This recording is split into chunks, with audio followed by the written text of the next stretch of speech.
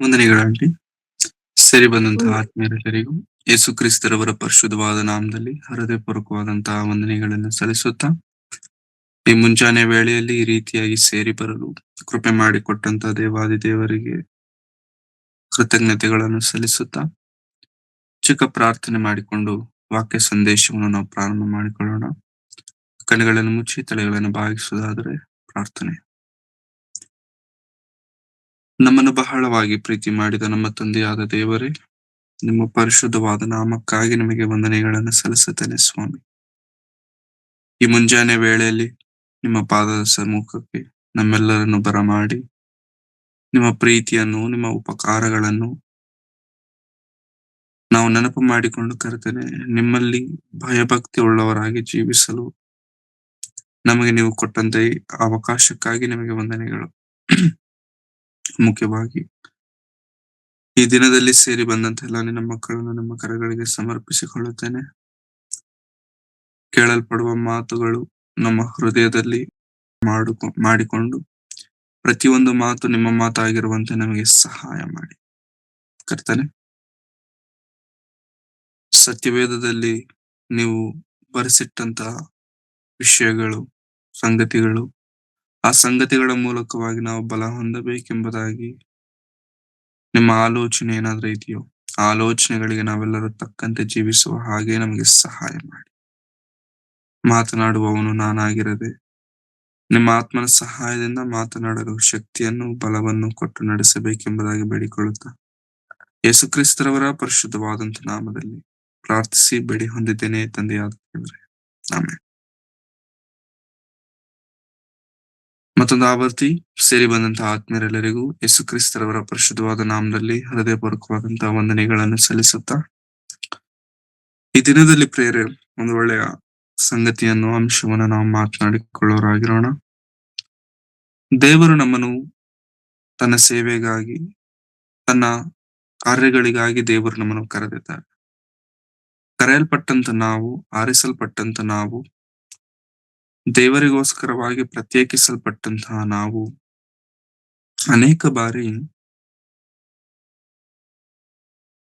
ದೇವರು ನಮ್ಮ ಮೇಲೆ ಇಟ್ಟುಕೊಂಡಿರುವಂತ ಆಲೋಚನೆಗಳನ್ನು ದೇವರು ನಮಗೆ ಡೈರೆಕ್ಟ್ ಆಗಿ ತಿಳಿಸಿದ ನಂತರವೂ ಕೂಡ ಸೈತಾನನ ಶೋಧನೆಗೆ ಒಳಪಟ್ಟು ದೇವರಿಂದ ದೂರ ಆಗುವಂತ ಪರಿಸ್ಥಿತಿಗಳಿಗೆ ನಾವು ಬರುತ್ತೇವೆ.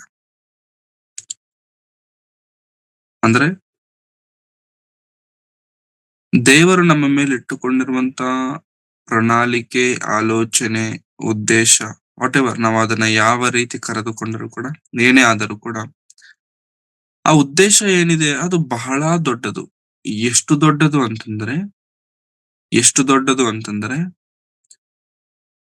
ನನ್ನಿಂದ, ನಿನ್ನಿಂದ ಅಥವಾ ಯಾರ ಮೇಲಾದ್ರೆ ದೇವರು ಆಲೋಚನೆಗಳನ್ನ, ಉದ್ದೇಶಗಳನ್ನ ಇಟ್ಟುಕೊಂಡಿದ್ದಾರೋ ಅಂಥವರ ಮೂಲಕವಾಗಿ ದೊಡ್ಡ ಕಾರ್ಯಗಳನ್ನ ದೇವರು ಮಾಡಿಸುವುದಕ್ಕೆ ದೇವರು ಸಿದ್ಧರಾಗಿರ್ತಾರೆ. ಎಂತಹ ದೊಡ್ಡ ಕಾರ್ಯ ಅಂತಂದ್ರೆ, ನಿನ್ನ ಒಬ್ಬನ ಮೂಲಕವಾಗಿ ಅನೇಕರು ದೇವರ ಕಡೆಗೆ ಬರುವುದಕ್ಕೆ ಕಾರಣನಾಗ್ತೀಯ, ಅಥವಾ ನಿನ್ನೊಬ್ಬನ ಮೂಲಕವಾಗಿ ಅನೇಕರು ರಕ್ಷಣೆಗೆ ಬರ್ತಾರೆ.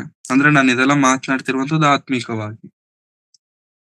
ನಿನ್ನೊಬ್ಬನ ಮೂಲಕವಾಗಿ ದೇವರ ಸಮ್ಮುಖಕ್ಕೆ ಬರಮಾಡುವುದಕ್ಕೆ ನೀನು ಮಾರ್ಗವಾಗ್ತೀಯ ಅನೇಕರಿಗೆ. ಇದು ದೇವರ ಪ್ರಣಾಳಿಕೆ, ಇದು ದೇವರ ಆಲೋಚನೆ, ಇದು ದೇವರ ಚಿತ್ತ. ಆದರೆ ದೇವರೇ ನಮಗೆ ಡೈರೆಕ್ಟ್ ಆಗಿ ಬೋಧಿಸಿ, ಇದು ಮಗನೇ ನಿನ್ನ ಮೇಲೆ ನಾನು ಇಟ್ಟುಕೊಂಡಿರುವಂತಹ ಆಲೋಚನೆ ಇದು, ದಿಸ್ ಇಸ್ ದ ಕಾನ್ಸೆಪ್ಟ್ ಅಂತ ಹೇಳಿ ಪ್ರತಿಯೊಂದು ಹೇಳಿದ ನಂತರವೂ, ನಾವು ಕೇಳಿದ ನಂತರವೂ ಸೈತಾನನು ಬಂದು ನಮ್ಮನ್ನ ಶೋಧಿಸುವುದಕ್ಕೆ ಸಿದ್ಧನಾಗ್ತಾನೆ, ಶೋಧಿಸುವುದಕ್ಕೆ ತಯಾರಾಗ್ತಾನೆ. ಮುಖ್ಯವಾಗಿ ದೇವರಿಗೋಸ್ಕರ ನಿಲ್ಲಬೇಕು ಅಂತಂದುಕೊಂಡವರ ಮೇಲೆ ಸೈತಾನನ ಆ ಒಂದು ಪ್ರಭಾವ ಬಹಳ ಹೆಚ್ಚಾಗಿರುತ್ತೆ. ಸೈತಾನನ ಪ್ರಭಾವ ಎಂತದ್ದು ಅಂತಂದ್ರೆ, ಇದು ತಪ್ಪು ಎಂದು ತಿಳಿದಾಗ್ಯೂ ಆ ತಪ್ಪನ್ನ ಮಾಡಿಸುವಂತದ್ದೇ ಸೈತಾನನ ಒಂದು ಎಜೆಂಡಾ, ಮೋಟಿವ್ ಅಂತಾರಲ್ಲ. ಸೈತಾನನ ಎಜೆಂಡಾ ಏನಾದ್ರೆ ಇದೆಯೋ, ದೇವರು ಯಾವುದನ್ನಾದ್ರೆ ಮಾಡಬಾರದೆಂಬುದಾಗಿ ಹೇಳ್ತಾರೋ ಅದನ್ನು ಮಾಡಿಸುವುದೇ ಸೈತಾನನ ಕೆಲಸ. ಅಂದರೆ ನಿನ್ನ ಮೇಲೆ ದೇವರ ಆಲೋಚನೆ ಇದೆ. ನಿನ್ನ ಮೇಲೆ ದೇವರ ಪ್ರಣಾಳಿಕೆ ಇದೆ. ದೊಡ್ಡ ಉದ್ದೇಶಗಳನ್ನು ಜಗದುತ್ಪತ್ತಿಗಿಂತ ಮೊದಲೇ ದೇವರು ಆರಿಸಿಕೊಂಡು ದೇವರ ಒಂದು ಚಿತ್ತ, ಪ್ರಣಾಳಿಕೆ ಇಷ್ಟೆಲ್ಲ ದೊಡ್ಡ ಕಾನ್ಸೆಪ್ಟ್ ನಡೀತಿದೆ ಈ ಹಿಂದೆ. ದೇವರದೇ ಆದಂತ ಒಂದು ದೊಡ್ಡ ನೆಟ್ವರ್ಕ್ ನನ್ನ ನಿನ್ನ ಹಿಂದೆ ನಡೀತಿದ್ದಾಗ್ಯೂ ಕೂಡ ಸೈತಾನನು ಬಂದು ನಮ್ಮನ್ನು ನಿಮ್ಮನ್ನು ಬೀಳಿಸುವುದಕ್ಕೆ ಉಪಯೋಗಿಸುವಂತ ಆ ಒಂದು ತಂತ್ರದಲ್ಲಿ ನಾವು ಬೀಳುತ್ತೇವೆ. ನಿಜವಾಗ್ಲೂ ಬೀಳುತ್ತೇವೆ. ಬಿದ್ದ ನಂತರ ಬಿದ್ದ ನಂತರ ನನ್ ಜೀವನ ಆಗೋಯ್ತು, ಮುಗಿದೋಯ್ತು. ಅಂದ್ರೆ ನನ್ನ ಮೇಲೆ ದೇವರು ಎಷ್ಟೋ ದೊಡ್ಡ ಪ್ಲಾನ್ ಮಾಡ್ಕೊಂಡಿದ್ರು. ಅದನ್ನ ನಾನು ಸ್ಪಾಯ್ಲ್ ಮಾಡಿದೆ. ಸೈತಾನನಿಗೆ ಅವಕಾಶ ಕೊಟ್ಟು ನನ್ನ ಜೀವನನ್ನ ನಾನು ಅಲ್ಲಿಗೆ ಫುಲ್ ಸ್ಟಾಪ್ ಇಟ್ಬಿಟ್ಟೆ. ಮುಂದಕ್ಕೆ ಹೋಗ್ಲಿಕ್ಕೆ ಆಗೋದಿಲ್ಲ ಅಂತ ಅಂದ್ಕೊಂಡು ಅಲ್ಲಿಗೆ ನಮ್ಮನ್ನ ನಾವು ನಿಲ್ಲಿಸ್ಕೊಂಡ್ಬಿಡ್ತೇವೆ. ನಾವು ಮುಂದಕ್ಕೆ ಹೋಗೋದಕ್ಕೂ ಕೂಡ ಯೋಚನೆ ಮಾಡಲ್ಲ. ಎಲ್ಲಾದ್ರೂ ನಿಂತ್ಕೊಂಡ್ಬಿಟ್ಟು ಅಲ್ಲೇ ನಿಂತ್ಕೊಂಡ್ಬಿಡ್ತೇವೆ. ಆದರೆ ಅಲ್ಲಿ ನಿಲ್ಲದೆ ದೇವರು ಕೊಡುವಂತಹ ಮತ್ತೊಂದು ಅವಕಾಶ, ಪ್ರೀತಿಯ ಮೂಲಕವಾಗಿ ದೇವರು ಕೊಡುವಂತಹ ಅವಕಾಶವನ್ನ ಸದ್ವಿನಿಯೋಗ ಮಾಡಿಕೊಂಡು ಮತ್ತೆ ಗೋ ಫಾರ್ವರ್ಡ್ ಆಗುವಂತದ್ದೇ ಈ ಆತ್ಮೀಯ ಜೀವನದ ಒಂದು ಮುಖ್ಯ ಲಕ್ಷಣವಾಗಿದೆ. ಓಕೆ. ಯಾಕಿಷ್ಟೆಲ್ಲ ಹೇಳ್ತಿದ್ದೇನೆ ಅಂತಂದ್ರೆ, ನಾವು ತುಂಬಾ ಸಲ ನಾವು ತುಂಬಾ ಪರಿಸ್ಥಿತಿಗಳಲ್ಲಿ ಹೇಳಬೇಕು ಅಂತಂದ್ರೆ ಎಲ್ಲಾ ಪರಿಸ್ಥಿತಿಗಳಲ್ಲಿ ಬೀಳ್ತೇವೆ ಪ್ರಿಯರೇ. ಅಂದ್ರೆ ದೇವರ ಚಿತ್ತ, ದೇವರ ಪ್ರಣಾಳಿಕೆ ಎಲ್ಲವೂ ತಿಳಿದಾಗ್ಯೂ ಕೂಡ ನಾವು ಬೀಳ್ತೇವೆ. ಬೀಳುವುದಕ್ಕೆ ಕಾರಣನು ಸೈತಾನನು. ಅವನ ಕೆಲಸವೇ ಅದು. ಅವನು ಬೀಳಿಸುವುದಕ್ಕೆ ಬರುತ್ತಾನೆ. ಅವನು ಬಂದಾಗ ನಾವು ಬೀಳ್ತೇವೆ. This is true. ನಾವು ಬೀಳ್ತೇವೆ, ಬೀಳಲ್ಲ ಅಂತಲ್ಲ, ಬೀಳ್ತೇವೆ. ಆದರೆ ಬಿದ್ದಂತ ನೀನು ನಾನು ಬಿದ್ದ ಸ್ಥಳದಲ್ಲೇ ಇರದೆ, ಬಿದ್ದಂತ ಸ್ಥಳದಿಂದ ಮೇಲೆ ಬಂದು ದೇವರಲ್ಲಿ ನಿಲ್ಲಬೇಕಾಗಿರುವಂತದ್ದು ಬಹಳ ಪ್ರಾಮುಖ್ಯ. ತುಂಬಾ ಜನ ಕ್ರೈಸ್ತರು, ದೇವರನ್ನು ನಂಬಿದಂತವರು, ಯೌವನಸ್ಥರು ಯಾರೇ ಆಗಿರಬಹುದು, ಬಿದ್ದ ಸ್ಥಳದಲ್ಲೇ ಇದ್ದು ಬಿಡ್ತಾರೆ ಪ್ರೇರೆ. ಯಾವ ವಿಷಯಕ್ಕಾದ್ರೆ ದೇವರವರ ಮೇಲೆ ದೊಡ್ಡದಾಗಿ ಯೋಚನೆ ಮಾಡಿರ್ತಾರಲ್ಲ, ಆ ಎಲ್ಲಾ ಯೋಚನೆಗಳನ್ನ ಅವರು ಒಂದೇ ಒಂದು ಕ್ಷಣದಲ್ಲಿ ಮಣ್ಪಾಲ್ ಮಾಡ್ಬಿಡ್ತಾರೆ. ಆ ಆಲೋಚನೆಗಳನ್ನ ಇಲ್ಲದಂತೆ ಮಾಡ್ಬಿಡ್ತಾರೆ. ಈ ದಿನ ಅಂತ ಒಂದು ವ್ಯಕ್ತಿಯನ್ನ ನಾವು ನೋಡ್ತಿದ್ದೇವೆ. ಈ ದಿನ ದೇವರಿಗೋಸ್ಕರವಾಗಿ ನಿಂತಂತ, ದೇವರ ಮೂಲಕವಾಗಿ ಕರೆಯಲ್ಪಟ್ಟು ಅಥವಾ ಯೇಸುಕ್ರಿಸ್ತನ ಮೂಲಕವಾಗಿ ಕರೆಯಲ್ಪಟ್ಟು ನಿಂತು ಜಯಿಸಿ ಗೆದ್ದಂತ ಒಂದು ವ್ಯಕ್ತಿಯನ್ನ ಈ ದಿನ ನಾವು ನೋಡ್ತಿದ್ದೇವೆ. ನಿಜವಾಗ್ಲೂ ಅಂತವರಾಗಿ ನಾವಿರ್ಬೇಕು. ಇವತ್ತು ನೋಡುವಂತ ಆ ಒಂದು ವ್ಯಕ್ತಿಯ ಹಾಗೆ ನಾವಿರ್ಬೇಕು. ಯೇಸುಕ್ರಿಸ್ತರವರ ಜೀವನದಲ್ಲಿ 3.5 ವರ್ಷಗಳ ಈ ಒಂದು ಸುವಾರ್ತೆಯ ಪ್ರಯಾಣದಲ್ಲಿ ಯೇಸುಕ್ರಿಸ್ತರವರು ಶಿಷ್ಯರನ್ನ ಮಾಡೋದಕ್ಕೆ ಪ್ರಾರಂಭ ಮಾಡಿದರು ತನ್ನ 30ನೇ ವರ್ಷ, 31ನೇ ವರ್ಷದಲ್ಲಿ. ಈ 30ನೇ ವರ್ಷ ಸೈತಾನನಿಂದ ಶೋಧಿಸಲ್ಪಟ್ಟ ನಂತರ ಶಿಷ್ಯರನ್ನ ಕರೆಯುವಂತ ಕಾರ್ಯಕ್ರಮ, ಅದಾದ ನಂತರ ಬೆಟ್ಟದ ಮೇಲಿರುವಂತ ಪ್ರಸಂಗ.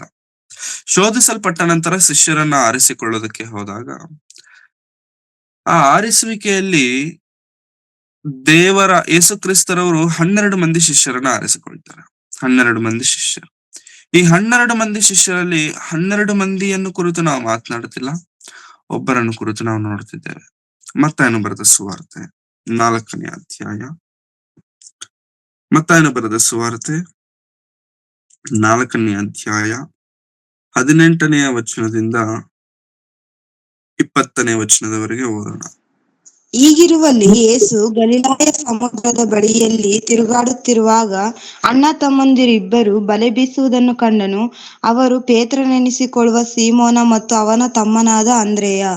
ಅವರು ಬೆಸ್ತರು, ಸಮುದ್ರದಲ್ಲಿ ಬಲೆ ಬೀಸುತ್ತಿದ್ದರು. ಅವರಿಗೆ ಆತನು, ನನ್ನ ಹಿಂದೆ ಬನ್ನಿರಿ, ಮನುಷ್ಯರನ್ನು ಹಿಡಿಯುವ ಬೆಸ್ತರನ್ನಾಗಿ ನಿಮ್ಮನ್ನು ಮಾಡುವೆನು ಎಂದು ಹೇಳುತ್ತಲೇ ಅವರು ತಮ್ಮ ಬಲೆಗಳನ್ನು ಬಿಟ್ಟು ಆತನ ಹಿಂದೆ ಹೋದರು. ಯೇಸು ಅಲ್ಲಿಂದ ಮುಂದೆ ಹೋಗಿ ಇನ್ನಿಬ್ಬರು ಅಣ್ಣ ತಮ್ಮಂದಿರನ್ನು, ಅಂದರೆ ಜೆಬೆದಾಯನ ಮಗನಾದ ಯಾಕೋಬನನ್ನು ಅವನ ತಮ್ಮನಾದ ಯೋಹಾನನನ್ನು ಕಂಡನು. ಇವರು ತಮ್ಮ ತಂದೆಯಾದ ಜೆಬೆದಾಯನ ಕೂಡ ದೋಣಿಯಲ್ಲಿ ತಮ್ಮ ಬಲೆಗಳನ್ನು ಸರಿ ಮಾಡುತ್ತಿದ್ದರು. ಆತನು ಇವರನ್ನು ಕರೆದನು. ಕೂಡಲೇ ಅವರು ದೋಣಿಯನ್ನು ತಮ್ಮ ತಂದೆಯನ್ನು ಬಿಟ್ಟು ಆತನನ್ನು ಹಿಂಬಾಲಿಸಿದರು. Thank you ma'am. ಯೇಸು ಕ್ರಿಸ್ತರವರು ತನ್ನ ಶಿಷ್ಯರನ್ನು ಆರಿಸಿಕೊಳ್ಳುತ್ತಿರುವಂತ ಕ್ರಮದಲ್ಲಿ ಪೇತ್ರನು ಆಂದ್ರೆಯನ್ನು ಕಾಣಿಸ್ತಿದ್ದಾರೆ. ಅವರನ್ನ ಕರೆದ್ರು. ನೀವು ಮತ್ಸ್ಯಗಾರರಲ್ವಾ? ನೀವು ಮೀನ್ ಹಿಡಿಯೋರಲ್ವಾ? ಬನ್ನಿ. ನಾನ್ ನಿಮ್ಮನ್ನ ಮನುಷ್ಯರನ್ನು ಹಿಡಿಯುವಂತ ಮತ್ಸ್ಯಗಾರನನ್ನಾಗಿ ಮಾಡ್ತೇನೆ ಅಂತ ಕೂಡಲೇ ಅವರು ತಮ್ಮ ಬಳೆಗಳನ್ನು ಬಿಟ್ಟು ಯೇಸು ಕ್ರಿಸ್ತರವರನ್ನ ಹಿಂಬಾಲಿಸಿದರು. ಅಂದ್ರೆ ಯೇಸು ಕ್ರಿಸ್ತರವರ ಮಾತಿಗೆ ಅವರು ಬೆಲೆ ಕೊಟ್ಟರು. ಕರೆದ ತಕ್ಷಣ ಅವರು ತಮ್ಮ ಸಂಪಾದನೆ ಏನಾದ್ರೂ ಇತ್ತೋ ಅದನ್ನ ಬಿಟ್ಟು ಅವರು ಹೋದ್ರು. ಯಾಕಂತಂದ್ರೆ ಅದು ಬಿಟ್ರೆ ಅವರಿಗೆ ಬೇರೆ ಕೆಲಸ ಎಲ್ಲ ಗೊತ್ತಿಲ್ಲ, ಇಲ್ಲ.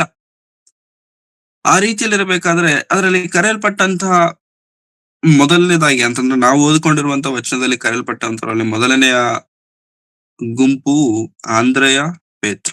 ನಾವು ಸತ್ಯವೇದದಲ್ಲಿ ಆಂದ್ರೆಯನ ಬಗ್ಗೆ ಬಹಳ ಕಡಿಮೆ ನೋಡ್ತೇವೆ. ಪೇತ್ರನ ಬಗ್ಗೆ ಜಾಸ್ತಿ ಆ ಜಾಸ್ತಿ ಮಾತ್ ಮಾತಿಗೆ ಐ ಮೀನ್ ಸಂದರ್ಭಕ್ಕೆ ಒಮ್ಮೆ ಆದ್ರೂ ಬರ್ತಾನೆ ಇರ್ತಾರೆ ಪೇತ್ರರವರು. ಈ ಪೇತ್ರರವರು ಯೇಸು ಕ್ರಿಸ್ತರವರಿಗೆ ಬಹಳ ಹತ್ತಿರವಾಗಿದ್ದಂತ ವ್ಯಕ್ತಿ. ಯೇಸು ಕ್ರಿಸ್ತರವರಿಗೂ ಈ ಪೇತ್ರನಂದ್ರೆ ಬಹಳ ಇಷ್ಟ, ಬಹಳ ಇಷ್ಟ. ಯೇಸು ಕ್ರಿಸ್ತರವರಿಗೂ ಪೇತ್ರನಂತಂದ್ರೆ ಎಷ್ಟಿಷ್ಟ ಅಂತಂದ್ರೆ ಪ್ರತಿ ಚಿಕ್ಕ ವಿಷಯದಲ್ಲೂ ಪೇತ್ರನೇ ಮುಂದೆ ಬರ್ತಾನೆ. ಫಾರ್ ಎಕ್ಸಾಂಪಲ್, ಪೇತ್ರನಿಗೆ ಸ್ವಲ್ಪ ಆತ್ರ ಜಾಸ್ತಿ. ಸಮುದ್ರದ ಮೇಲೆ ಐ ಮೀನ್ ಅವ್ರು ಹೋಗಬೇಕಾದ್ರೆ ಹೆಚ್ಚು ಕಡಿಮೆ 4 ಗಂಟೆಗೆ ಯೇಸು ಕ್ರಿಸ್ತರವರು ನಡ್ಕೊಂಡು ಬರ್ತಿರ್ತಾರೆ ಸಮುದ್ರದ ಮೇಲೆ.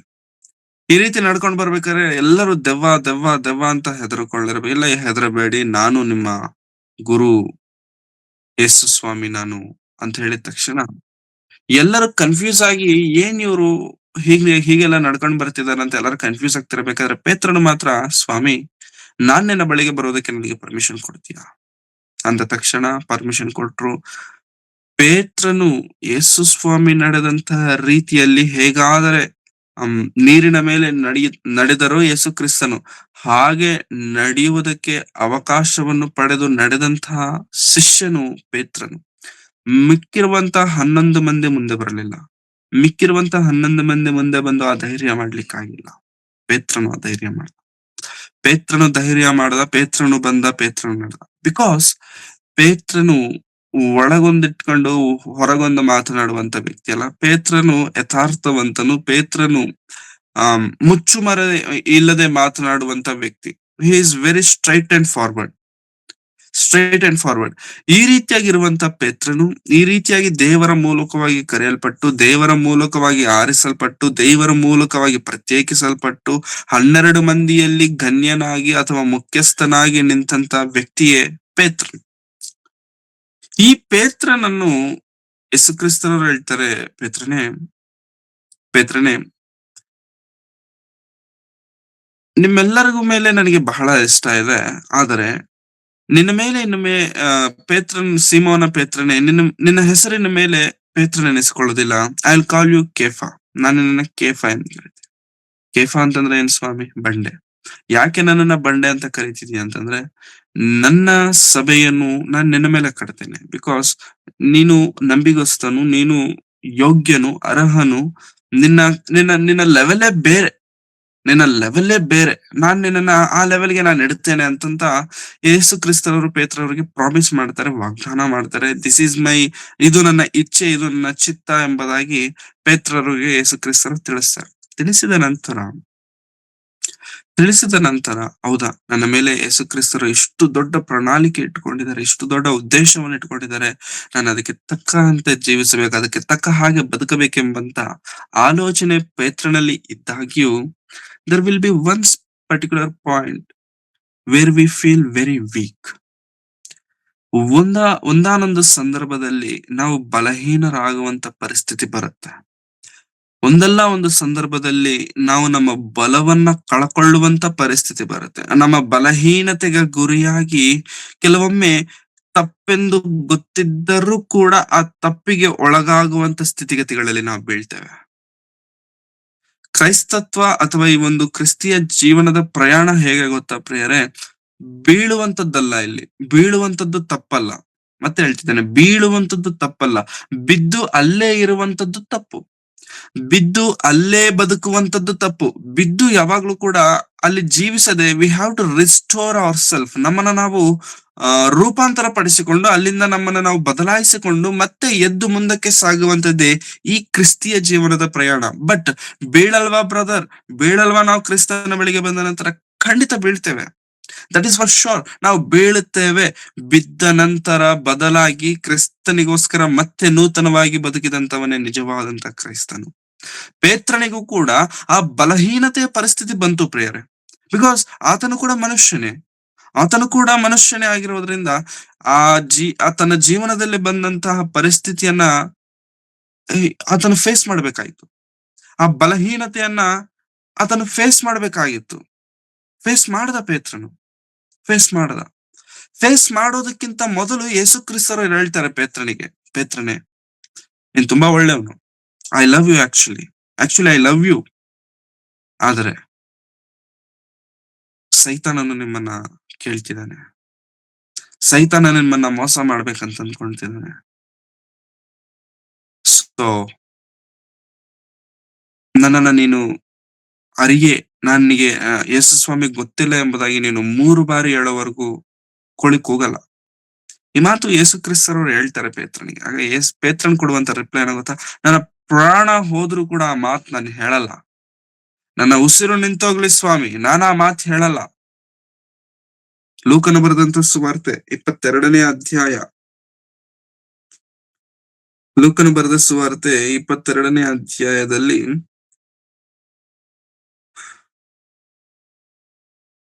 54ನೇ ವಚನದಿಂದ 62ನೇ ವಚನದವರೆಗಿರುವಂತದ್ದು ಸಂದರ್ಭ. 54ನೇ ವಚನದಿಂದ 62ನೇ ವಚನದವರೆಗಿರುವಂತದ್ದು ಆ ಸಂದರ್ಭ. ಆದ್ರೆ ಯೇಸು ಕ್ರಿಸ್ತರವರು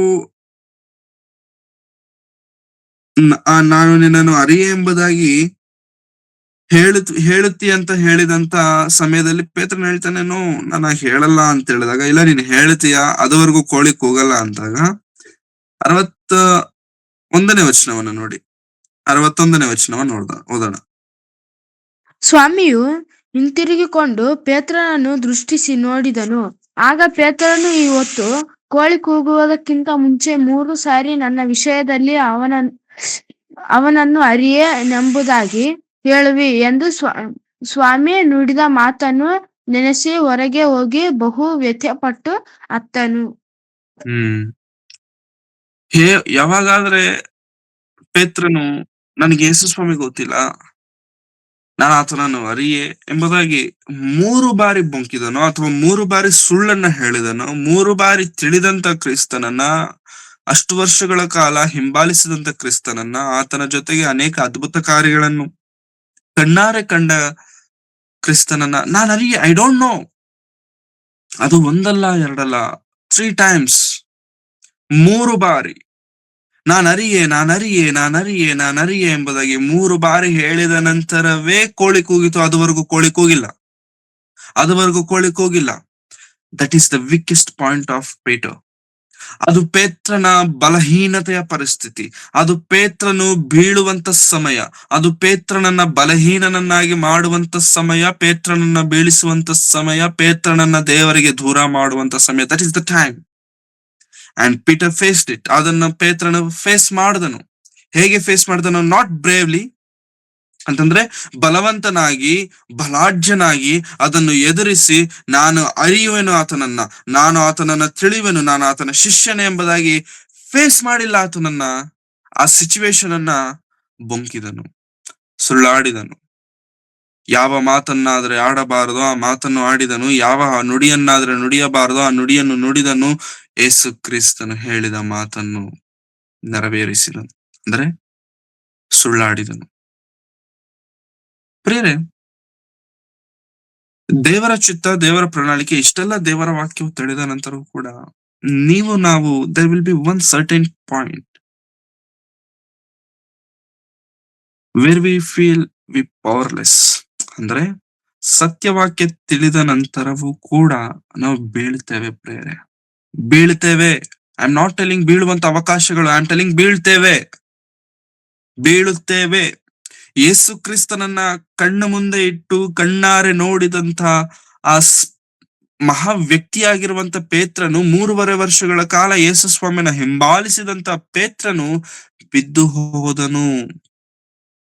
ಹಿ ಫೆಲ್ ಡೌನ್, ಬಿದ್ದನು. ಆದ್ರೆ ವಿಷಯ ಇಲ್ಲಿ ಏನು ಗೊತ್ತಾ ಪ್ರಿಯರೇ? ಪೇತ್ರನು ಬೀಳುವಂತದ್ದು ವಿಷಯ ಅಲ್ಲ, ಬೀಳುವಂತದ್ದು ಸಹಜ. ಬೀಳುವಂತದ್ದು ಇಟ್ಸ್ ನಾಟ್ ಎ ಮ್ಯಾಟರ್. ಬೀಳುವಂತದ್ದು ಇಲ್ಲಿ ದೊಡ್ಡ ವಿಷಯ ಅಲ್ಲ. ಬಿದ್ದ ನಂತರ ನಡೆಯದಂತದ್ದೇ ವಿಷಯ ಇಲ್ಲಿ. ಬಿದ್ದ ನಂತರ ರಿಸ್ಟೋರ್ ಆಗುವುದಕ್ಕೆ ಪೇತ್ರನು ಏನ್ ಮಾಡಿದಾನೆ ಅನ್ನುವಂಥದ್ದೇ ವಿಷಯ.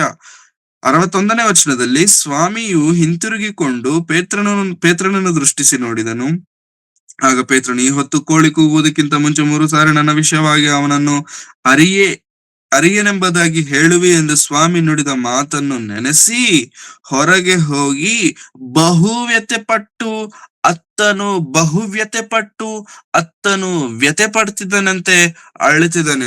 ಅಂದ್ರೆ 3 ಬಾರಿ ನಾನು ಕ್ರಿಸ್ತನನ್ನ ಅರಿಯೆ ಅಂತ ಹೇಳುವವರೆಗೂ ಕೂಡ ಪೇತ್ರನಿಗೆ ಎಲ್ಲಿದ್ದೀನೋ, ಏನು ಮಾಡ್ತಿದ್ದೀನೋ, ಹಿ ಇಸ್ ನಾಟ್ ಅವೇರ್. ಏನ್ ಮಾಡ್ತಿದ್ದಾನೋ ಪೇತ್ರನಿಗೆ ಅರಿವಾಗ್ತಿಲ್ಲ, ಏನು ನುಡಿತಿದ್ದಾನೋ ಪೇತ್ರನಿಗೆ ಗೊತ್ತಾಗ್ತಿಲ್ಲ. ಕಂಪ್ಲೀಟ್ ಕೋಮಾದಲ್ಲಿದ್ದಾನೆ. ಏನ್ ನಡೀತಿದೆಯೋ ಸುತ್ತಲೂ ಅರ್ಥ ಆಗ್ತಿಲ್ಲ. 3 ಬಾರಿ ನುಡಿದ ನಂತರ ಯೇಸು ಕ್ರಿಸ್ತನು ಹೇಳಿದ ಮಾತು ನೆನಪಾಯಿತು. ಕೋಳಿ ಕೂಗಿತು. ಆ ಶಬ್ದವು ಕೇಳಿದ ನಂತರ ಮಬ್ಬಿಂದ ಹೊರಗ್ ಬಂದ. ಒಳಗೆ ಎಲ್ಲೋ ಕತ್ತಲಲ್ಲಿದ್ದಂತಹ ಮನಸ್ಸು ಹೊರಗೆ ಬೆಳಕಿಗೆ ಬಂತು. ಹೌದಾ, ನಾನು ತಪ್ಪು ಮಾಡ್ಬಿಟ್ನಾ, ಸುಳ್ಳು ಹೇಳ್ಬಿಟ್ನಾ, ಐ ಆಮ್ ಎ ಫೂಲ್, ನಾನು ಮೂರ್ಖನು ಅಂತ ಹೇಳಿ ಬಹುವ್ಯತೆ ಪಟ್ಟು ಹೃದಯ ಭಾರ ಆಗ್ತಿದೆ. ಹೃದಯ ನೋವಿನಿಂದ ತುಂಬಿಕೊಂಡ್ಬಿಟ್ಟಿದೆ. ಮನಸ್ಸೆಲ್ಲ ಒಂಥರ ಆಗ್ಬಿಟ್ಟಿದೆ. ಮಾತನಾಡಲು ಬಾಯಿಂದ ಸ್ವರ ಬರ್ತಿಲ್ಲ.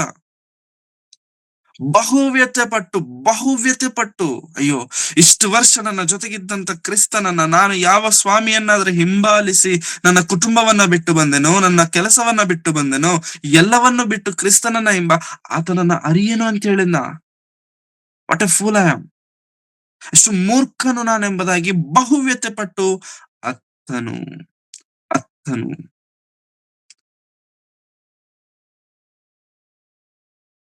ಕಣ್ಣೀರು ಬಂತು. ದುಃಖ ಪಡ್ತಿದ್ದಾನೆ, ವ್ಯತೆ ಪಡ್ತಿದ್ದಾನೆ. ಬೇರೆ ಯಾವ ನಾಯಕನನ್ನಾದ್ರೂ ನೀವು ನೋಡಿ, ದೇವರಿಗೋಸ್ಕರ ನಿಂತಂತ ಯಾರನ್ನಾದ್ರೂ ನೀವು ನೋಡಿ, ಅವರ ಹಿಂದೆ ಕಣ್ಣೀರಿನ ಪರಿಸ್ಥಿತಿ ಇರುತ್ತೆ. ಕಣ್ಣೀರಿನ ದಿನಗಳು, ಕಣ್ಣೀರಿನ ಸಮಯಗಳು ಖಂಡಿತ ಇದ್ದೇ ಇರ್ತವೆ. ಯಾಕೆ ಅಂತಂದ್ರೆ ಆ ಕಣ್ಣೀರೇ ಅವರನ್ನ ರಿಸ್ಟೋರ್ ಮಾಡುವಂಥದ್ದು. ಆ ದುಃಖದ ಪರಿಸ್ಥಿತಿನೇ ಅವರನ್ನ ಚೇಂಜ್ ಮಾಡುವಂಥದ್ದು. ದಟ್ ಈಸ್ ದ ಟೈಮ್ ಅವರು ಪ್ಯೂರ್ ಆಗಿರ್ತಾರೆ. ಅಂತಂದ್ರೆ ನಾಯಕರನ್ನು ಕುರಿತು ನಾನು ಹೇಳ್ತಿಲ್ಲ, ಓನ್ಲಿ ನಾಯಕರೇ ಅಂತಲ್ಲ, ಹೂಎವರ್ ಇಟ್ ಮೇ ಬಿ, ಯಾರೇ ಆಗಿರಬಹುದು. ನಮ್ಮ ಜೀವನದಲ್ಲಿ ದೇವರಿಗೋಸ್ಕರವಾಗಿ, ದೇವರೇ ನಾನು ತಪ್ಪು ಮಾಡಿದ್ದೇನೆ, ನನ್ನನ್ನು ಕ್ಷಮಿಸು ಅಂತ ದೇವರ ಹತ್ರ ಕೇಳೋರು ದೇವರಿಗೆ ಬೇಕು ಪ್ರಿಯರೇ. ಸ್ವಾಮಿ, ನನ್ನದು ತಪ್ಪಾಯ್ತು, ನಾನು ತಪ್ಪು ಮಾಡ್ಬಿಟ್ಟೆ ಎಂಬುದಾಗಿ ದೇವರ ಹತ್ರ ಬಂದು ನಮ್ಮನ್ನ ಕನ್ಫೆಸ್ ಮಾಡಿಕೊಳ್ಳುವಂಥದ್ದು, ಪಶ್ಚಾತ್ತಾಪ ಮಾಡಿಕೊಳ್ಳುವಂಥದ್ದು, ಒಪ್ಪಿಕೊಳ್ಳುವಂಥದ್ದು, it's very very very very mandatory. ಅದು ಬಹಳ ಬಹಳ ಪ್ರಾಮುಖ್ಯ. ನೀನು ತಪ್ಪು ಮಾಡುವಂಥದ್ದು ದೇವರಿಗೆ ಕೋಪ ಬರುವುದಿಲ್ಲ. ಮತ್ತೆ ಅರ್ಥ ಮಾಡ್ಕೊಳ್ಳಿ, ನೀನು ತಪ್ಪು ಮಾಡುವುದು ದೇವರಿಗೆ ಕೋಪ ಬರುವುದಿಲ್ಲ. ತಪ್ಪು ಮಾಡಿದ ನಂತರ ಆ ತಪ್ಪನ್ನ ಒಪ್ಪಿಕೊಳ್ಳದೆ ಇದ್ದಾಗ ದೇವರಿಗೆ ಕೆಟ್ಟ ಕೋಪ ಬರುತ್ತೆ. ತಪ್ಪು ಮಾಡಿದ ನಂತರ ಆ ತಪ್ಪನ್ನ ದೇವರ ಬಳಿಗೆ ಪಶ್ಚಾತ್ತಾಪದ ಹೃದಯದಿಂದ ಒಪ್ಪಿಕೊಳ್ಳದೆ ಹೋದರೆ ತಪ್ಪು ಬರುತ್ತೆ. ತುಂಬಾ ಮಂದಿಗಿರುವಂತ ಕೆಟ್ಟ ಅಭ್ಯಾಸ ನಮ್ಮಲ್ಲೂ ಕೂಡ ಕೆಲವೊಮ್ಮೆ ಕಾಣಿಸ್ತಿರತ್ತೆ. ತಪ್ಪು ಮಾಡಿದ ನಂತರ ನಮ್ಮನ್ನ ನಾವು ಸಮರ್ಥಿಸಿಕೊಳ್ತಿರ್ತೇವೆ. ಅಂತಂದ್ರೆ ನಾವು ಅದನ್ನ ಒಳ್ಳೆ ರೀತಿಯಲ್ಲಿ ಕನ್ವರ್ಟ್ ಮಾಡ್ಕೊಳ್ಳೋದಕ್ಕೆ ಪ್ರಯತ್ನಿಸ್ತಿರ್ತೇವೆ. ಯಾವ ತಪ್ಪನ್ನಾದ್ರೆ ಮಾಡಿದ್ದೇವ ಆ ತಪ್ಪನ್ನ, ಇದು ತಪ್ಪಲ್ಲ, ದಿಸ್ ಇಸ್ ನಾಟ್ ರಾಂಗ್, ಇದು ತಪ್ಪೇ ಅಲ್ಲ, ಡೋಂಟ್ ಬಿ ಅಫ್ರೈಡ್, ಹೆದರ್ಬೇಡ, ನೀನ್ ಸರಿನೇ ಮಾಡಿದ್ಯಾ, ನೀನ್ ಯಾಕೆ ಚಿಂತೆ ಮಾಡ್ತೀಯ ಎಂಬುದಾಗಿ ನಮ್ಮನ್ನ ಧೈರ್ಯ ಮಾಡಿಕೊಳ್ತೇವೆ. ತಪ್ಪು ಮಾಡಿ ನಮ್ಮನ್ನ ನಾವು ಧೈರ್ಯ ಮಾಡಿಕೊಳ್ತೇವೆ. ಹೇಗೆ ಅಂತಂದ್ರೆ, ನೀನ್ ಮಾಡಿದ್ದು ತಪ್ಪಲ್ಲ, don't worry, you don't bother, ಯಾಕೆ ಚಿಂತೆ ಮಾಡ್ತಿದ್ಯಾ, ಟೆನ್ಷನ್ ತಗೋಬೇಡ, be carefree, be tension free, ಆರಾಮಾಗಿರು. ಯಾಕೆಂತಂದ್ರೆ ನೀನು ಮಾಡಿದ ತಪ್ಪಲ್ಲ, ನೀನು ಮಾಡಿದ್ದು ತಪ್ಪಂತ ನೀನ್ ಅಂದ್ಕೊಳ್ತಿದ್ಯಾ. ಈ ತರ ಯೋಚನೆ ಮಾಡು, ನೀನ್ ಮಾಡಿದ್ದು ತಪ್ಪೇ ಅಲ್ಲ, ಗೊತ್ತಾ. ಆ ಸಿಚುವೇಶನ್ ಅಲ್ಲಿ ಯಾರಿದ್ರು ಹಾಗೆ ಮಾಡ್ತಾರೆ. ಆ ಸಿಚುವೇಶನ್ ಅಲ್ಲಿ ಎಂಥವರಿದ್ರು ಕೂಡ ಹಾಗೆ ಮಾಡ್ತಾರೆ. ನೀನು ಮಾಡಿದ್ದು ತಪ್ಪಲ್ಲ. ನಮ್ಮನ್ನ ನಾವು ಸರಿ ಮಾಡಿಕೊಳ್ಳುವಂತ ಕ್ರಿಯೆಯಲ್ಲಿ ಮಾಡ್ತೇವೆ. ಬಟ್ ಪೇತ್ರನ ಕೆಲಸ ಮಾಡಿಲ್ಲ ಅಲ್ಲಿ. ಪೇತ್ರನ ಕೆಲಸ ಮಾಡಿಲ್ಲ. ನಿಜವಾಗ್ಲೂ ಹೇಳ್ಬೇಕಂತಂದ್ರೆ ಪೇ ನಾವು ಓದೋದಕ್ಕೆ ಅದು ಬಹಳ ಆ ಸಂದರ್ಭ ಬಹಳ ನಮಗೆ ಹೌದಾ ಅನ್ನಂಗಿದೆ. ನೋ, ಆ ಸಮಯ ಬಹಳ ಇಂಟೆನ್ಸಿವ್ ಆಗಿರುವಂತ ಸಮಯ. ಪಟ್ಟಣದ ಸುತ್ತ ಪಟ್ಟಣವೆಲ್ಲವೂ ಕೂಡ ಗಲಿಬಿಲಿ ಆಗ್ತಿದೆ. ಪಟ್ಟಣವೆಲ್ಲವೂ ಕೂಡ ಏನ್ ಗಂದರಗೋಳವಾಗ್ತಿದೆ. ಯೇಸು ಸ್ವಾಮಿ ಏನು, ಆತನು ಒಳ್ಳೆ ಮಾತುಗಳನ್ನು ಹೇಳುವಂತ ವ್ಯಕ್ತಿ ಅಲ್ಲ. ಆತನನ್ನ ಯಾಕೆ ಅರೆಸ್ಟ್ ಮಾಡಿದ್ರು? ಅರೆಸ್ಟ್ ಮಾಡಿದ್ರು. ಆತನನ್ನ ಯಾಕೆ ಜೈಲಲ್ಲಿ ಹಾಕಿದ್ರು? ಆತನಿಗೆ ಏನಾಯ್ತು? ಗಂದರಗೋಳವಾಗಿ ಪಟ್ಟಣ, ಯೆರೂಸಲೇಮ್ ಪಟ್ಟಣ ಕಂಪ್ಲೀಟ್ ಎಲ್ಲವೂ ಕೂಡ ಟೆನ್ಷನ್ ಟೆನ್ಷನ್ ಟೆನ್ಷನ್ ಟೆನ್ಷನ್ ಆಗ್ತಿರಬೇಕಾದ್ರೆ, ನೀನು ಆತನ ಶಿಷ್ಯನಲ್ವಾ? ನಾನ್ ನಿನ್ನ ನೋಡ್ದೆ, ಯಾವಾಗ್ಲೂ ಆತನಿಂದೇನೆ ಇರ್ತೀಯ, ನಾನ್ ನಿನ್ನ ನೋಡ್ದೆ ಅಂತ ಕೇಳಿದಾಗ, ನೋ, ನನಗ್ ಗೊತ್ತಿಲ್ಲ. ನೀನ್ ಯಾರನ್ನ ನೋಡ್ಕೊಂಡು ಯಾರನ್ನ ಅನ್ಕೊಳ್ತಿದ್ಯಾ? ನಾನು ಅವನಲ್ಲ. ಒಂದ್ಸತಿ ಹೇಳ್ದ, ಮತ್ತೆ ಮತ್ತೆ ಮತ್ತೆ 2ನೇ ಬಾರಿ ಸೇಮ್, 3ನೇ ಬಾರಿ ಸೇಮ್. ಅವಾಗ ಕೋಳಿ ಕೂಗಿತು. ಇಮಿಡಿಯೇಟ್ ಆಗಿ ಪೇತ್ರನ ಕಣ್ಣಿಂದ ಕಣ್ಣೀರ್ ಬಂತು. ಪೇತ್ರನು ವ್ಯಥೆ ಪಡ್ತಿದ್ದಾನೆ, ದುಃಖ ಪಡ್ತಿದ್ದಾನೆ. ಅರ್ಥ ಮಾಡ್ಕೊಳ್ಳೋಣ. ತಪ್ಪು ಮಾಡಿದ ನಂತರ ಪಶ್ಚಾತ್ತಾಪ ನಮ್ಮಲ್ಲಿ ಬಂದಿಲ್ಲ ಅಂತಂದ್ರೆ ಅದು ಮೊಂಡು ಹೃದಯ. ಅದು ಬದಲಾಗದಂತ ಹೃದಯ, ಅದು ಮಾರ್ಪಡದಂತ ಹೃದಯ, ಅದು ಎಷ್ಟೇ ವಾಕ್ಯ ಕೇಳಿದರೂ ಕೂಡ ದೇವರ ಕಡೆಗೆ ತಿರುಗದೇ ಇರುವಂತ ಹೃದಯ. If you know this is wrong, if you know I made a wrong, confess it. ಒಪ್ಕೊಂಡಾಗ ಹೇಗೆ ಒಪ್ಕೊಳ್ತೇವೆ? ಹೌದು, ನಾನು ತಪ್ಪು ಮಾಡಿದೆ, ಏನೀಗ ಆತರ ಬರುತ್ತಾ ವಾಯ್ಸ್? ನೋ, ನಾನು ತಪ್ಪು ಮಾಡಿದೆ, ನನ್ನನ್ನು ಕ್ಷಮಿಸು. ನಾನು ಪಾಪ ಮಾಡಿದ್ದೇನೆ ನಿನ್ನ ದೃಷ್ಟಿಗೆ, ನನ್ನನ್ನು ಕ್ಷಮಿಸು. ಹೌದಲ್ವಾ ಪ್ರಿಯರೇ? ತಪ್ಪಿ ಹೋದ ಮಗ ತಂದೆ ಹತ್ರ ಬಂದ, ತಪ್ಪೆಲ್ಲ ಮಾಡಿದ್ದೀನಿ ಅಂತ ಒಪ್ಕೊಳ್ಬೇಕಾದ್ರೆ ಆ ತಪ್ಪಿ ಹೋದಂತ ಮಗನು ನುಡಿಯುವಂತಹ ಪದಗಳು, ತಂದೆ, ನಾನು ನಿನ್ನ ಮಗನೆನಿಸಿಕೊಳ್ಳೋದಕ್ಕೆ ಯೋಗ್ಯನಲ್ಲ. ನಾನು ಪರಲೋಕದಲ್ಲಿರುವಂತ ದೇವರಿಗೂ ನಿನ್ನ ದೃಷ್ಟಿಗೂ, ಪರಲೋಕದಲ್ಲಿರುವಂತ ದೇವರ ದೃಷ್ಟಿಗೂ ನಿನ್ನ ದೃಷ್ಟಿಗೂ ಯೋಗ್ಯನಾಗಿ ನಾನು ಬದುಕಲಿಲ್ಲ. ನಿನಗೆ ನಿಜವಾದಂತ ಮಗನಾಗಿ ನಾನು ಇರಲಿಲ್ಲ. ಪರಲೋಕದಲ್ಲಿರುವ ದೇವರ ದೃಷ್ಟಿಗೂ ನಾನು ಯೋಗ್ಯಕರವಾಗದಂತ ಮಗನಾಗಿ ನಾನು ಬದುಕಿಲ್ಲ. ನಿನ್ನ ಮನೆಯಲ್ಲಿ ಒಂದು ಆಳಾಗಿ ನನ್ನನ್ನು ಇಟ್ಕೋ. This is confess. ಇದು ಪಶ್ಚಾತ್ತಾಪ. ಇದು ಹೃದಯದಿಂದ ಬರುವಂತಹ ಮಾತುಗಳು. ಪ್ರಿಯರೇ, ಪೇತ್ರನು ದುಃಖ ಪಡ್ತಿದ್ದಾನೆ, ಪೇತ್ರನು ವ್ಯಥೆ ಪಡ್ತಿದ್ದಾನೆ. ಕ್ರಿಸ್ತಿಯ ಜೀವನದಲ್ಲಿ, ಕ್ರಿಸ್ತಿಯ ನಂಬಿಕೆಯ ಪ್ರಯಾಣದಲ್ಲಿ ದೇವರ ಮುಂದೆ ಪರ್ಸನಲ್ ಟೈಮ್ ಕಳೆಯುವಂತ ಸಮಯವಿರಬೇಕು. You have to have your personal time with God. If you don't, ನಿನಗೆ ಆ ಟೈಮ್ ಸಿಗ್ತಿಲ್ವಾ, ನೀನ್ ಆ ಟೈಮ್ ಕೊಡ್ತಿಲ್ವಾ, ತಪ್ಪು ನಡೀತಿದೆ. Something is wrong. ತುಂಬಾ ಜನ ತಪ್ಪು ಮಾಡುವಂಥದ್ದು ತಪ್ಪಲ್ಲ ಪ್ರಿಯರೇ. I am not blaming anyone. ತಪ್ಪು ಮಾಡ್ತೀವಿ. ಆ ಬೀಳುವಂತ ಪರಿಸ್ಥಿತಿ ಎಲ್ಲರಿಗೂ ಬರುತ್ತೆ. ಪೇತ್ರನಂತ ವ್ಯಕ್ತಿಗೆ ಬಂತು. ಬಟ್ ಪೇತ್ರನ ಸಮಯದಿಂದ ರಿಸ್ಟೋರ್ ಆದ, ರಿಫಾರ್ಮ್ ಆದ, ರೀಡಿಫೈನ್ಡ್ ಹಿಮ್ಸೆಲ್ಫ್. ಅದಾದ ನಂತರ ನಮಗೆ ಬರುವಂತದ್ದು ಅಪೋಸ್ತಲರ ಕೃತ್ಯಗಳಲ್ಲಿ 2ನೇ ಅಧ್ಯಾಯದಲ್ಲಿ ಪೌಲನ ಪ್ರಸಂಗ ಹಿಸ್ಟರಿ. ಪೌಲನು ಮಾಡಿದಂತಹ ಪ್ರಸಂಗ ಚರಿತ್ರೆ. ಸಾವಿರಾರು ಜನ ಯೆರೂಸಲೇಮ್ ಪಟ್ಟಣಕ್ಕೆ ಹಬ್ಬಕ್ಕೆ ಅಂತ ಬಂದಿದ್ದಾರೆ. ಎಲ್ಲರೂ ವಿಧವಾದಂತ ಭಾಷೆಗಳನ್ನ ಮಾತನಾಡುತ್ತಿದ್ದಾರೆ. ಪವಿತ್ರಾತ್ಮನು ಅಗ್ನಿಯಂತೆ ಪ್ರತಿಯೊಬ್ಬರ ಮೇಲೆ ಇಳಿಯಲ್ಪಟ್ಟನಂತೆ. ಪೇತ್ರನು ಅವರೆಲ್ಲರ ಮುಂದೆ ನಾಯಕನಾಗಿ ನಿಂತು ಆ ದಿನ ಮಾಡಿದಂತ ಪ್ರಸಂಗ, ಆ ದಿನ ಮಾಡಿದಂತ ನುಡಿ, ಆ ದಿನ ಹಾಡಿದಂತ ವಚನಗಳು ಅನೇಕರನ್ನು ಕ್ರಿಸ್ತನ ಕಡೆಗೆ ನಡೆಸಿತು. ಅನೇಕರನ್ನು ಕ್ರಿಸ್ತನಲ್ಲಿ ನಿಲ್ಲಿಸುವಂತೆ ಮಾಡಿತು. ಬಿಕಾಸ್ ಯೇಸು ಕ್ರಿಸ್ತನು ಹೇಳಿದಂತ ಮಾತು, ಯೋ ಕೇಫಾ, ನೀನು ಬಂಡೆ, ನೀನು ಕದಲಲ್ಲ, ನೀನು ನಿಲ್ತೀಯ. ಐ ನೋ ಮ್ಯಾನ್, ನನಗೆ ಗೊತ್ತು, ನೀನ್ ನಿಲ್ತೀಯ ಅಷ್ಟೇ. ಪೇತ್ರನು ದೇವರಿಗೋಸ್ಕರ ನಿಂತಂತ ರೀತಿ, ಆ ಮಾಡಿದಂತ ಪ್ರಸಂಗದ ಮೂಲಕವಾಗಿ ದೀಕ್ಷಾ ಸ್ನಾನ ಹೊಂದಿದಂತವರ ಸಂಖ್ಯೆ ನಮ್ಮೆಲ್ಲರಿಗೂ ಗೊತ್ತು. It's not 1, it's not 2. ಒಬ್ಬರು, ಇಬ್ಬರು, 10 ಮಂದಿ, 20 ಮಂದಿ, 100 ಮಂದಿ, 200 ಮಂದಿ, ನೋ. 3,000.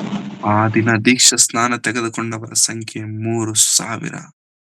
ಏನು ನಾನು ಅರಿಯೇನು, ಯೇಸು ಸ್ವಾಮಿಯನ್ನ ನಾನು ತಿಳಿಯೇನು ಎನ್ನಂತ ವ್ಯಕ್ತಿ 3,000 ಮಂದಿಯನ್ನ ಸಿಂಗಲ್ ಪ್ರಸಂಗದಿಂದ ದೀಕ್ಷಾ ಸ್ನಾನ ಮಾಡಿಸಿದಾನೆ. ಎಸ್, ನಾನರಿಯೆ ಎಂಬುದಾಗಿ ಬೊಂಕಿದಂತ ಪೇತ್ರನು, ನಾನರಿಯೆ ಎಂಬುದಾಗಿ ಕ್ರಿಸ್ತನನ್ನು ಹಿಂಬಾಲಿಸಿ ಅವಮಾನಕ್ಕೆ ಗುರಿಯಾದಂತ ಪೇತ್ರನು. ಎಸ್ ಎಸ್ ಎಸ್ ಹಾಗೆ ಇದ್ದಂತ, ಸುಳ್ಳಾಡಿದಂತ, ಬೊಂಕಿದಂತ ಪೇತ್ರನು 3,000 ಮಂದಿಯನ್ನು ಬದಲಾಯಿಸುವಂತ ಪರಿಸ್ಥಿತಿಗೆ ಬರುವುದಕ್ಕೆ ಈ ಎರಡರ ಮಧ್ಯದಲ್ಲಿ, ಮೊದಲಿದ್ದಂತ ಪೇತ್ರನಿಗೂ ಈ ನಂತರ ಕಾಣುವಂತ ಪೇತ್ರನಿಗೂ ಮಧ್ಯದಲ್ಲಿ ನಡೆದಂತದ್ದೇನು ಗೊತ್ತಾ? Restoration, reformation, redefinition. ಈ ಚೇಂಜ್ ದಿಸ್ ಡೆಫಿನೇಷನ್. ಇನ್ನು ಮುಂದೆ ಸುಳ್ಳು ಹೇಳಿದಾನೆ ಪೇತ್ರನು ಎಂಬುದಾಗಿ ಪೇತ್ರನು ಕರೆಯಲ್ಪಡೋದಿಲ್ಲ. He change this designation, he change this definition. He made him something new. ಇನ್ನು ಮುಂದೆ ಪೇತ್ರನನ್ನ, ನೀನು ಸುಳ್ಳಾಡಿದ್ಯಾ ಪೇತ್ರನೇ, ನೀನು ಸುಳ್ಳಾಡಿದ್ಯಾ, ಯೇಸು ಸ್ವಾಮಿಯನ್ನ ಅರಿಯಲ್ಲ ಅಂತ ನೀನು ಹೇಳಿದೆ ಅಂತ ಯಾರು ಹೇಳಲ್ಲ 12 ಮಂದಿ ಶಿಷ್ಯರಲ್ಲಿ. ಪೇತ್ರನೇ, ನಿನ್ನ ಪ್ರಸಂಗದ ಮೂಲಕವಾಗಿ ಸಭೆ ಪ್ರಾರಂಭವಾಯಿತು. ನಿನ್ನ ಪ್ರಸಂಗದ ಮೂಲಕವಾಗಿ ಕ್ರಿಸ್ಟಿಯಾನಿಟಿ ಪರಿಚಯ ಆಯಿತು. ನಿನ್ನ ಪ್ರಸಂಗದ ಮೂಲಕವಾಗಿ ಸಮಾಜಕ್ಕೆ ಕ್ರಿಸ್ತನು ಪರಿಚಯ ಆದ. You know something? ಪೌಲನು ಕೂಡ, ಪೌಲನು ಎಷ್ಟು ಮಾತನಾಡಿಕೊಳ್ತೇವೆ ಪ್ರೇರ ಅಪೊಸ್ತಲನಾದಂತ ಪೌಲನ ಬಗ್ಗೆ. ಪೌಲನು ಅಷ್ಟು ಸೇವೆ ಮಾಡಿದ್ರು, ಅಷ್ಟು ಪ್ರಯಾಣ ಮಾಡಿದ್ರು, ಅಷ್ಟು ಪೆಟ್ಟುಗಳನ್ನ ತಿಂದ್ರು. ಇಷ್ಟೆಲ್ಲ ಮಾಡಿದಂತ ಪೌಲನು, you know whom he was reporting? ಬಂದ ರಿಪೋರ್ಟ್ ಮಾಡ್ತಿದ್ದಿದ್ ಯಾರಿಗೆ ಗೊತ್ತಾ? ಪೇತ್ರನಿಗೆ. ಐ ಮೀನ್ ಸಭೆಗೆ ಹಿರಿಯನ್ ಯಾರು? Peter. Peter is some kind of a character. ನಿಮ್ಮಲ್ಲೂ ನಮ್ಮಲ್ಲಿರಬೇಕಾಗಿರುವಂತ ಕ್ಯಾರೆಕ್ಟರ್. ನಿಮ್ಮಲ್ಲೂ ನಮ್ಮಲ್ಲಿರಬೇಕಾಗಿರುವಂತ ಕ್ಯಾರೆಕ್ಟರ್.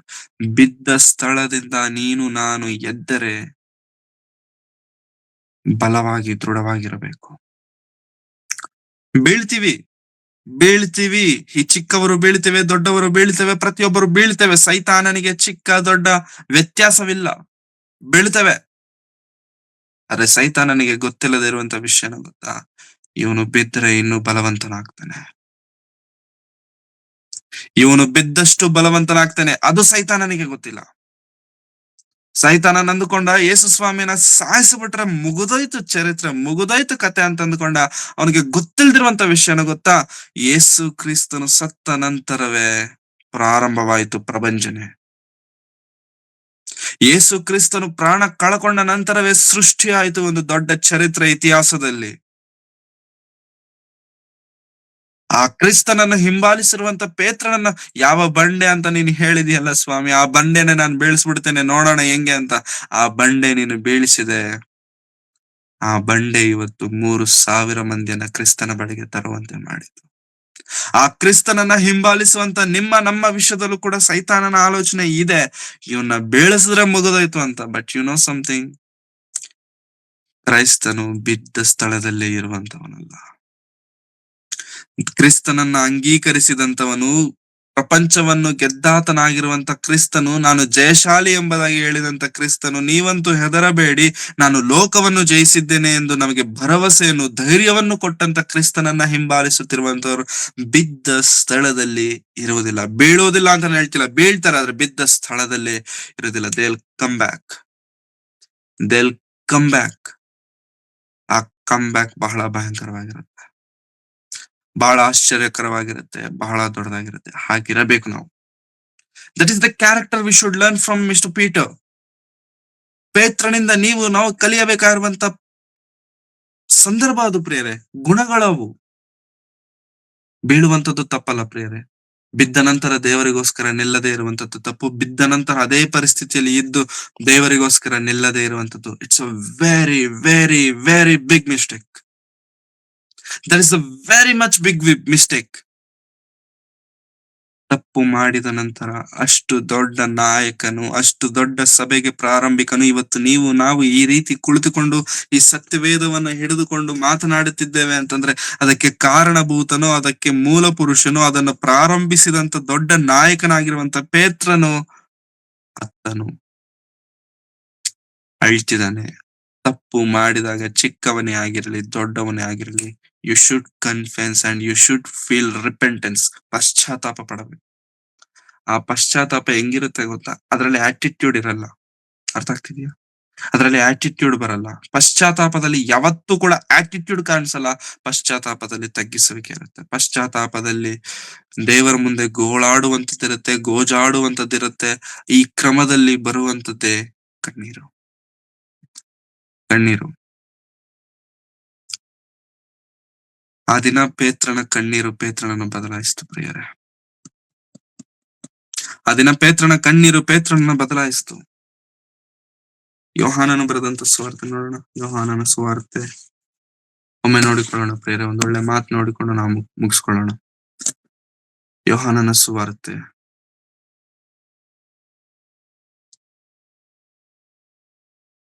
21ನೇ ಅಧ್ಯಾಯ. ಯೋಹಾನ ಸುವಾರ್ತೆ 21ನೇ ಅಧ್ಯಾಯದಲ್ಲಿ 15ನೇ ವಚನದಿಂದ ಓದಿಕೊಳ್ಳೋಣ. 15ನೇ ವಚನ. ಅವರು ಊಟ ಮಾಡಿದ ಮೇಲೆ ಯೇಸು ಸೀಮೋನ ಪೇತ್ರನ ಯೋಹಾನ ಮಗನಾದ ಮತ್ತೆ ಸೀಮೋನನೇ ಇರುಪ ಊಟ ಮಾಡಿದ ಮೇಲೆ ಯೇಸು ಸೀಮೋನ ಪೇತ್ರನನ್ನು, ಓಕೆ, ಇಲ್ಲಿ ಗ್ಯಾಪ್ ಕೊಟ್ಟು ಮತ್ತೆ ಕಂಟಿನ್ಯೂ ಮಾಡು. ಯೋಹಾನ ಅದಲ್ಲ, ಓಕೆ. ಯೋಹಾನನ ಮಗನಾದ ಸೀಮೋನನೇ, ನೀನು ಇವರಿಗಿಂತ ಹೆಚ್ಚಾಗಿ ನನ್ನ ಮೇಲೆ ಪ್ರೀತಿ ಇಟ್ಟಿದ್ದೀಯೋ ಎಂದು ಕೇಳಲು ಅವನು, ಹೌದು ಸ್ವಾಮಿ, ನಿನ್ನ ಮೇಲೆ ಮಮತಿಟ್ಟಿದ್ದೇನೆಂಬುದನ್ನು ನೀನೇ ಬಲ್ಲೆ ಅಂದನು. ಆತನು ಅವನಿಗೆ, ನನ್ನ ಕುರಿಮರಿಗಳನ್ನು ಮೇಯಿಸು ಎಂದು ಹೇಳಿದನು. ಆತನು ತಿರುಗಿ 2ನೇ ಸಾರಿ ಅವನನ್ನು, ಯೋಹಾನನ ಮಗನಾದ ಸೀಮೋನನೇ, ನನ್ನ ಮೇಲೆ ಪ್ರೀತಿ ಇಟ್ಟಿದ್ದೀಯೋ ಎಂದು ಕೇಳಲು ಅವನು, ಹೌದು ಸ್ವಾಮಿ, ನಿನ್ನ ಮೇಲೆ ಮಮತೆ ಇಟ್ಟಿದ್ದೇನೆಂಬುದನ್ನು ನೀನೇ ಬಲ್ಲೆ ಅಂದನು. ಆತನು ಅವನಿಗೆ, ನನ್ನ ಕುರಿಗಳನ್ನು ಕಾಯಿ ಎಂದು ಹೇಳಿದನು. ಆತನು 3ನೇ ಸಾರಿ, ಯೋಹಾನನ ಮಗನಾದ ಸೀಮೋನನೇ, ನನ್ನ ಮೇಲೆ ಮಮತೆ ಇಟ್ಟಿದ್ದೀಯೋ ಎಂದು ಕೇಳಿದನು. 3ನೇ ಸಾರಿ ಆತನು ನನ್ನ ಮೇಲೆ ಮಮತೆ ಇಟ್ಟಿದ್ದೀಯೋ ಎಂದು ತನ್ನನ್ನು ಕೇಳಿದ್ದಕ್ಕೆ ಪೇತ್ರನು ದುಃಖಪಟ್ಟು, ಸ್ವಾಮಿ, ನೀನು ಎಲ್ಲ ಬಲ್ಲೆ, ನಿನ್ನ ಮೇಲೆ ನಾನು ಮಮತೆ ಇಟ್ಟಿದ್ದೇನೆಂಬುದು ನೀನೇ ತಿಳಿದಿದೆ ಅಂದನು. ಅವನಿಗೆ ಯೇಸು, ನನ್ನ ಕುರಿಗಳನ್ನು ಮೇಯಿಸು. ನಿನಗೆ ನಿಜ ನಿಜವಾಗಿ ಹೇಳುತ್ತೇನೆ, ನೀನು ಯೌವನಸ್ಥನಾಗಿದ್ದಾಗ ನೀನೇ ನಡುವನ್ನು ಕಟ್ಟಿಕೊಂಡು ಇಷ್ಟ ಬಂದ ಕಡೆಗೆ ತಿರುಗಾಡುತ್ತಿದ್ದಿ. ಆದರೆ ನೀನು ಮುದುಕನಾದಾಗ ನಿನ್ನ ಕೈಗಳು ಚಾಚುವಿ, ಮತ್ತೊಬ್ಬನು ನಿನ್ನ ನಡುವನ್ನು ಕಟ್ಟಿಕೊಂಡು ನಿನಗೆ ಇಷ್ಟವಿಲ್ಲದ ಕಡೆಗೆ ನಿನ್ನನ್ನು ತೆಗೆದುಕೊಂಡು ಹೋಗುವನು ಎಂದು ಹೇಳಿದನು. ಅವನು ಎಂತಹ ಸಾವಿನಿಂದ ದೇವರನ್ನು ಮಹಿಮೆ ಪಡಿಸುವನೆಂಬುದನ್ನು ಆತನು ಈ ಮಾತಿನಿಂದ ಸೂಚಿಸಿದನು. ಇದನ್ನು ಹೇಳಿ ಆತನು ಅವನಿಗೆ, ನನ್ನನ್ನು ಹಿಂಬಾಲಿಸು ಎಂದು ಹೇಳಿದನು. ಯಾವಾಗಾದ್ರೆ ಪೇತ್ರನು ನಾನು ಅರಿಯೆ ಎಂಬುದಾಗಿ ಹೇಳಿದನು, ಕೆಲವು ದಿನಗಳ ನಂತರ ನಡೆದಂತದ್ದು. ಕೆಲವು ದಿನಗಳ ನಂತರ ಅಂದ್ರೆ ಯೇಸುಕ್ರಿಸ್ತರವರು ಪುನರುತ್ಥಾನನಾದ ಮೇಲೆ ಕೆಲವು ದಿನ ಶಿಷ್ಯರೊಂದಿಗೆ ಇದ್ದು he spent time. ಈ ರೀತಿ ಸಮಯವನ್ನ ಕಳೆಯಬೇಕಾದ್ರೆ ಪೇತ್ರನನ್ನು ಯೇಸುಕ್ರಿಸ್ತರವರು ಕೇಳ್ತಿರುವಂತ ಮಾತು, do you love me mister Peter? Do you love me? Yes Lord, I love you. ಮತ್ತೆ do you love me? Yes, I love you. 3ನೇ ಬಾರಿ, ಡು ಯು ಲವ್ ಮಿ? ನೀನು ನನ್ನ ಪ್ರೀತಿ ಮಾಡ್ತಿದೀಯಾ? ಬೇಜಾರಾಯ್ತು, ದುಃಖಪಟ್ಟ. ಏನ್ ಸ್ವಾಮಿ ನೀನು, ನಿನ್ ಗೊತ್ತಿಲ್ವಾ ನನ್ನ ಮನಸ್ಸೇನಂತ? ಗೊತ್ತು ತಾನೆ, ಗೊತ್ತಲ್ವಾ? ನಾನು ನಿನ್ನ ಪ್ರೀತಿ ಮಾಡ್ತಿದ್ದೀನಲ್ವಾ, ನಿನಗೆ ಗೊತ್ತಿಲ್ವಾ? Yes, I love you. ಆದರೆ ನನ್ನ ಮಂದೆಯನ್ನ ಮೇಯಿಸು, ನನ್ನ ಕುರಿಗಳನ್ನ ಮೇಯಿಸು, ನನ್ನನ್ನು ಹಿಂಬಾಲಿಸು. then follow me, I'll guide you. ನಾನು ನಿನಗೆ ಹೇಳ್ತೇನೆ, ನಿನಗೆ ಏನ್ ಮಾಡ್ಬೇಕು ಗೊತ್ತಿಲ್ವಲ್ಲ, I'll guide you. ನೀನಿಲ್ಲು. ತಪ್ಪು ಮಾಡಿದಂತ ಪೇತ್ರನನ್ನು ಮತ್ತೆ ಕ್ರಿಸ್ತನ ಕರೀತಿದ್ದಾನೆ ಅಂತಂದ್ರೆ ಅದರ ಅರ್ಥ ಏನಾಗುತ್ತಾ ಪ್ರಿಯರೇ? ಪೇತ್ರನು ಬದಲಾದ, ಪೇತ್ರನು ಬಲವಂತನಾದ, ಪೇತ್ರನು ದೃಢವಂತನಾದ, ಪೇತ್ರನು ದೃಢ ನಿರ್ಣಯಗಳನ್ನ ತೆಗೆದುಕೊಳ್ಳುವುದಕ್ಕೆ ಕೇಪಬಲ್ ಆದ.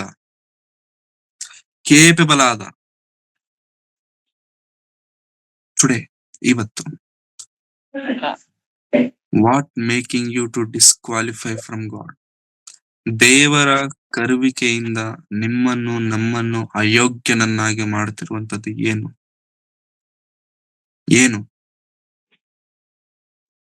ಏನೇ ಆಗಿರಬಹುದು, ಅದನ್ನ ಮಡಿಚಿ ಕಾಲ್ ಕೆಳಗಿಟ್ಕೊಂಡು ದೇವರಲ್ಲಿ ಅಭಿವೃದ್ಧಿ ಆಗೋದಕ್ಕೆ B A motivator for few of people.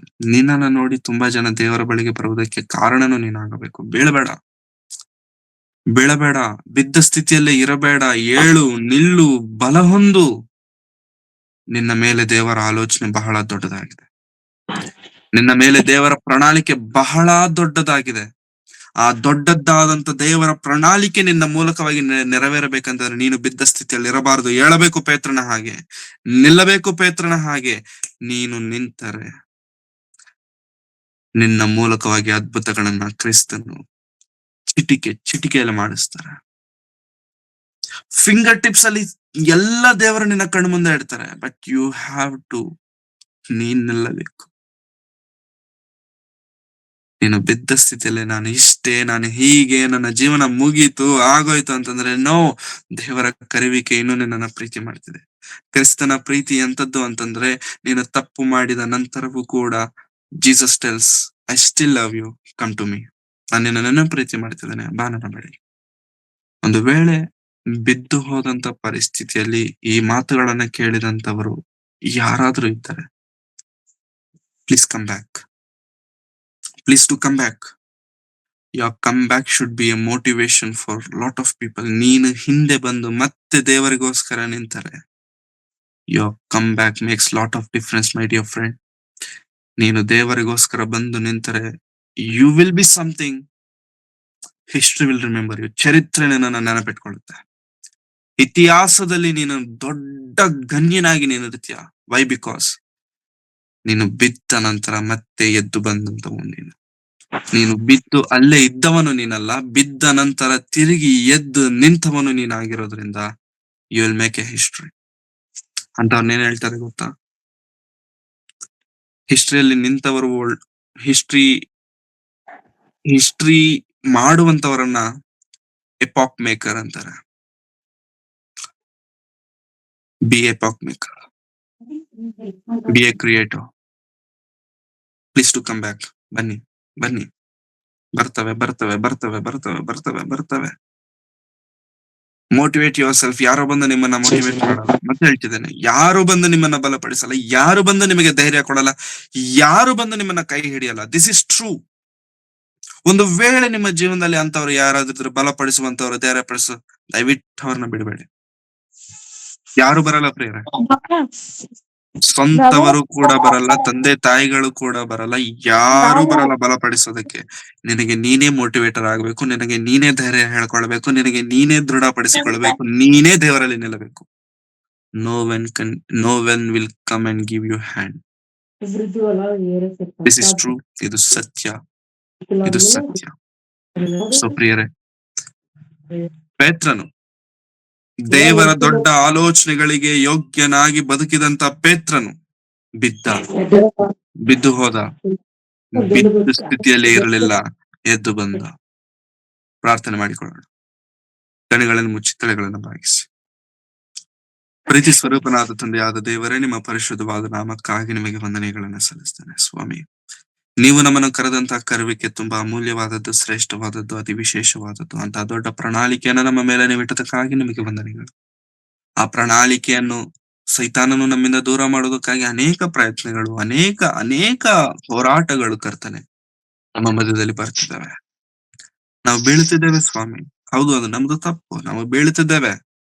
ಆದರೆ ನಾವು ಬಿದ್ದ ಸ್ಥಿತಿಯಲ್ಲೇ ಇರದಂತೆ ಇವತ್ತು ಈ ದಿನದಲ್ಲಿ ಮುಂಜಾನೆ ವೇಳೆಯಲ್ಲಿ ಪೇತ್ರನ ಜೀವನದ ಮೂಲಕವಾಗಿ ನಮಗೆ ನೀವು ತಿಳಿಸಿದಕ್ಕಾಗಿ, ಬೋಧಿಸಿದಕ್ಕಾಗಿ ನಿಮಗೆ ವಂದನೆಗಳು ಕರ್ತನೆ. ನಾವು ಬಿದ್ದವರಾಗಿರಬಾರದು, ನಿಮ್ಮಲ್ಲಿ ಮತ್ತೆ ನಿಲ್ಲುವವರಾಗಿರಬೇಕು ಸ್ವಾಮಿ. ನಮ್ಮನ್ನು ನಡೆಸಿ, ನಮ್ಮನ್ನು ಬಲಪಡಿಸಿ. ಈ ಮಾತುಗಳು ನಮ್ಮ ಹೃದಯದಲ್ಲಿ ಬಲ ಹೊಂದುವಂತೆ ಸಹಾಯ ಮಾಡಿ. ನಿಮ್ಮಲ್ಲಿ ದೃಢವಾಗಿ ನಿಲ್ಲುವುದಕ್ಕೆ ಕಾರಣವಾಗುವಂತ ಕೆಲವು ಮಾತುಗಳಾಗಿರುತ್ತೆ ಅಂತ ನಾನು ನಂಬುತ್ತಿದ್ದೇನೆ. ಸಹಾಯ ಮಾಡಿ ಕರ್ತನೆ.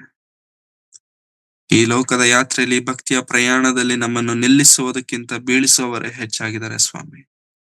ನಿಲ್ಲಿಸುವಂತವ್ರು ಬಹಳ ಕಡಿಮೆ, ಬೀಳಿಸೋದಕ್ಕೆ ಪ್ರಯತ್ನಿಸೋರು ಅನೇಕರಿದ್ದಾರೆ. ಆದ್ರೆ ನಾವು ಬೀಳಬಾರದು, ನಿಲ್ಲಬೇಕು, ನಿಮ್ಮಲ್ಲಿ ನಿಂತು ನಿಮ್ಮನ್ನು ಪ್ರಕಟಿಸಬೇಕು ಸ್ವಾಮಿ. ನಿಮ್ಮನ್ನು ಈ ಲೋಕಕ್ಕೆ ತಿಳಿಸಬೇಕು ಕರ್ತನೆ. ಹಾಗಿರುವುದಕ್ಕೆ ನಮಗೆ ಸಹಾಯ ಮಾಡಿ.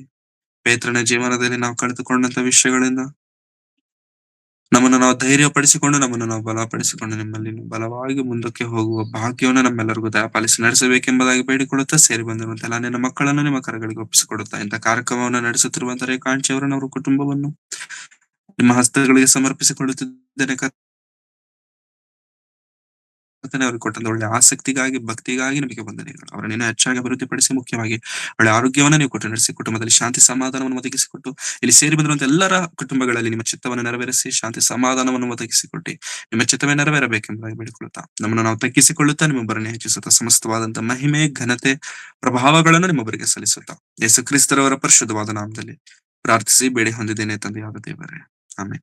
ನಮ್ಮ ತಂದೆಯಾದ ದೇವರ ಪ್ರೀತಿಯು, ಕರ್ತನಾದಂತ ಯೇಸು ಕ್ರಿಸ್ತರವರ ಕೃಪೆಯು, ಪವಿತ್ರಾತ್ಮನ ಅನ್ಯೋನ್ಯತೆಯು, ಸಹವಾಸ ಇಂದಿಗೂ ಎಂದಿಗೂ ಸದಾ ಕಾಲ ಕರ್ತನು ಬರುವ ತನಕ ನಮ್ಮೆಲ್ಲರೊಂದಿಗೆ ಸದಾ ನೆಲೆಯಾಗಿರಲಿ ಸ್ವಾಮಿ. ಆಮೇಲೆ ಆಮೇಲೆ ಆಮೇಲೆ. Thank you very much. ಎಲ್ಲರಿಗೂ ವಂದನೆಗಳು.